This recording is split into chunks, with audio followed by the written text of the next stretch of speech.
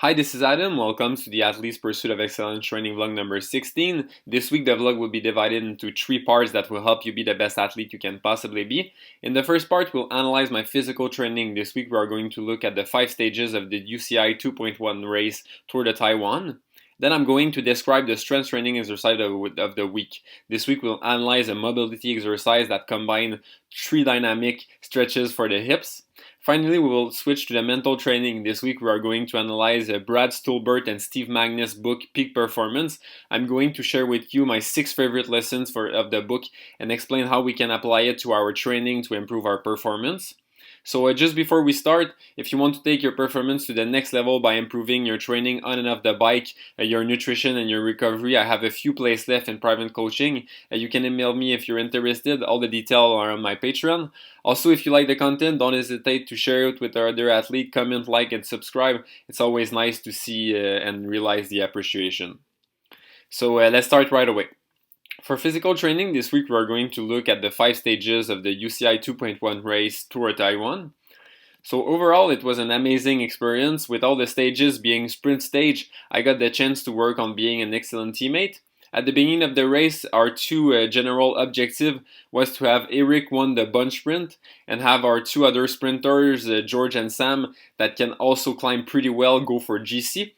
Because we figured that with the race profile, the GC would be won by a bonus second, so we assume it will be won by a sprinter, and that's exactly what happened. So now let's take a look at all the stages individually. For each stages, I'm going to explain the team strategy and what actually happened in the race, and after we are going to look at my power numbers. So stage 1 was 6 laps of a 13-kilometer circuit. On this stage, our goals were very clear. So first, we needed to get our 2 GC rider in the break so they can get bonus second. And after, we had to bring it all back together for a sprint at the end. So George and Sam got in the break, and they both got bonus second. And with 12 kilometers to go, I rode the front with Ule, our Mexican rider, and we brought back the break.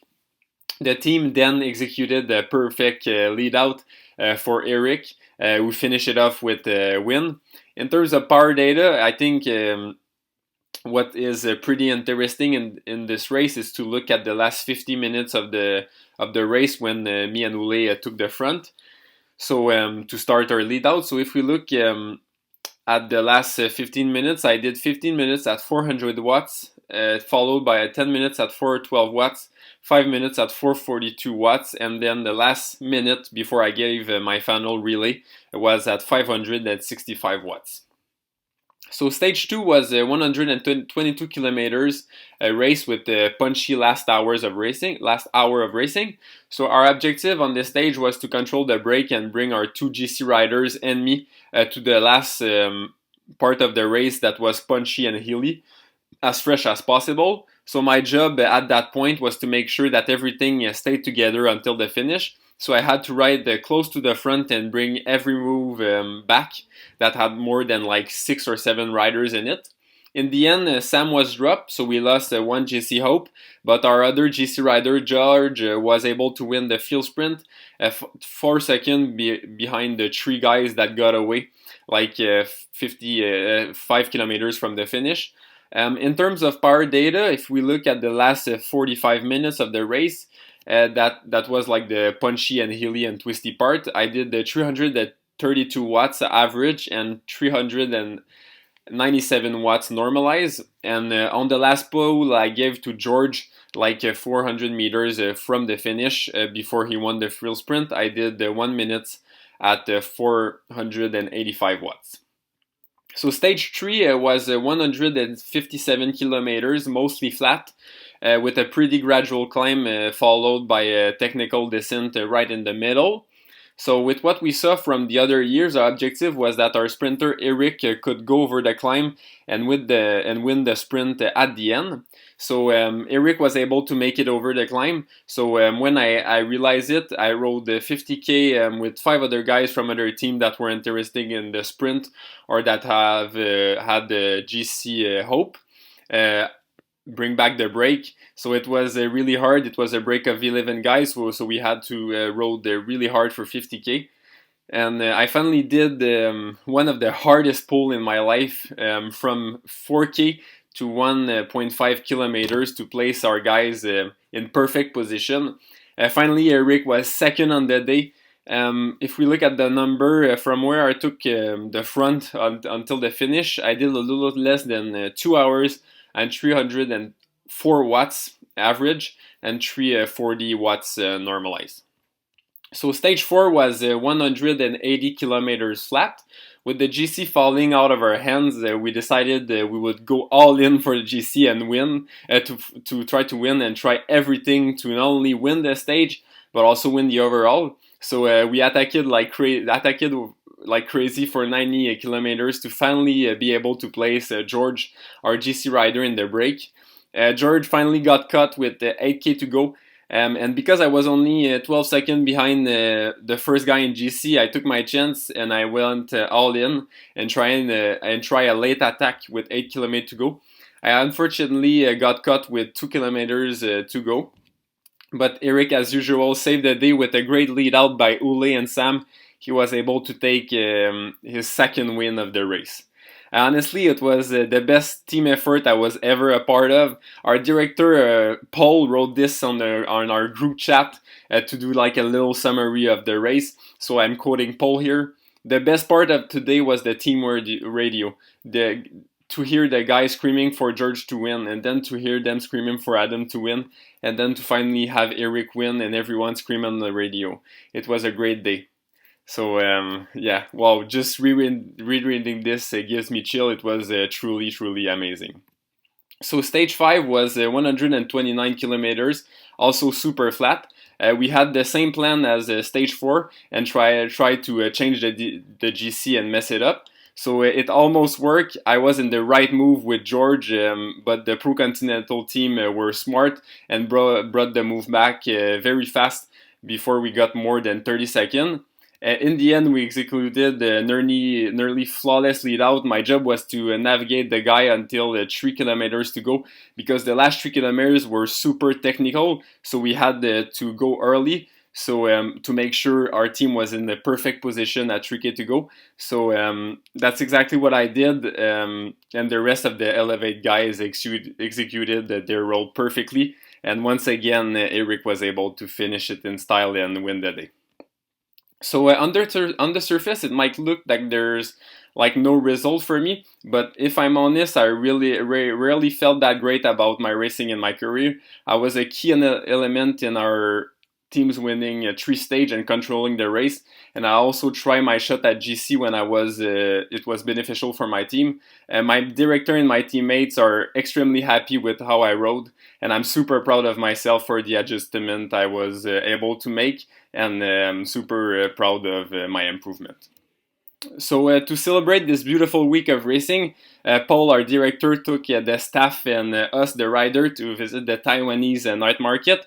It was honestly quite a destabilizing experience for me. I got the chance to eat things I would never tasted in my entire life. It's always just an amazing way and an amazing time to let the stress of racing fall a little bit and celebrate the great work with all the team. So now for the strength training, this week we'll analyze a mobility exercise that combines 3 dynamic stretches for the hips. So when we do the exercise, we start in a push-up position and make sure to engage our abdominal base, our pectoral muscle, and our shoulder blades. Then we place one of our feet forwards to the same height as our shoulder. After that, we lift our hips backward so that our 2 legs form a triangle with the ground. Once we have regained the lunge position, we open upwards on the side of the legs in flexion. You should feel when you do that a deep stretch in the glutes of the legs in flexion and a stretching of the psoas in the opposite legs. When we have made the movement 5 times on one side, we change side and repeat the exercise. It's really an exercise that is perfect to make sure that you keep good mobility in your hips. Hips mobility is essential for cyclists because most of us with the movement repeatability already have a lack of mobility in our hips. So now let's switch to the mental training. This week we are going to analyze Bragg, Stulberg, and Steve Magness' book, Peak Performance. I'm going to share with you my 6 favorite lessons of the book and explain how we can apply it to our training to improve our performance. So the first idea of the book is to remind ourselves that most of success is showing up. We don't have to be constantly great, we just have to be great at being consistent. Our primary focus should be to always show up every day to do the best work we can possibly do on this day. The second idea is also about success. It's a reminder that sustainable success is only possible if the stress of training is coupled with an intense attention on quality recovery. So we need to understand that success doesn't happen with hard work. It happens with smart work coupled with smart recovery. So almost every time an athlete is under-rested, not overtrained. The third idea is less of a theoretical one and more of a practical one. It is to never have your phone at view when you are doing something meaningful for you. So we need to recognize that the simple fact of having this technology close will distract our mind. It will demand more energy and discipline to stay focused on the important task we are doing in the moment, and it will also rob us from the full experience needed to produce our best work.